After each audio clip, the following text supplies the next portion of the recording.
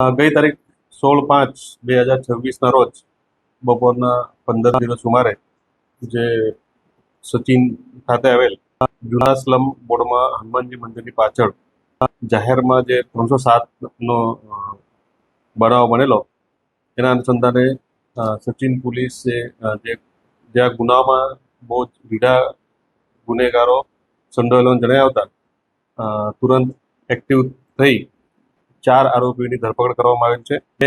આગળ જણાવ્યા પ્રમાણે આ ગુનામાં આગળ ગુનાહિત ભૂતકાળ ધરાવતા આરોપીઓ સંડોવાયેલા જણાયા હતા. આ જે રાકેશ છે એના વિરુદ્ધમાં અગાઉ 4 વખત પાસા થયેલી છે. શરીર સંબંધી ગુનાઓ, મિલકત સંબંધી ગુનાઓ પણ નોંધાયેલા છે અને આ શરૂઆતના તબક્કામાં આ જે લૂંટનો બનાવ હતો એમાં હજુ પણ ઘણા આરોપીઓ સંડોવાયેલાનું તપાસ દરમિયાન જણાયા હતા. આગળની એ પ્રમાણે કાયદેસરની જે કલમો એડ કરવાનું થશે એ પ્રમાણે સચિન પોલીસે આરોપીઓનું રિમાન્ડ મેળવી આગળની કાર્યવાહી હાથ ધરેલ છે. આમાં જેટલા અન્ય આરોપીઓ એ પણ રીઢા ગુનેગારો હોવાની છે એટલે એ લોકોને પણ ધરપકડ કરવાના પ્રયત્નો અમારા ચાલુ છે અને એ પ્રમાણે કલમોનો પણ આગળ જતા ઉમેરો કરવામાં આવશે. ગલ્લાની લૂંટ અને એ પ્રકારનો 7,000ની હમણાં પ્રાથમિક તબક્કા 7,000ની 7 થી 8,000ની લૂંટ થયેલા જણાવ્યું.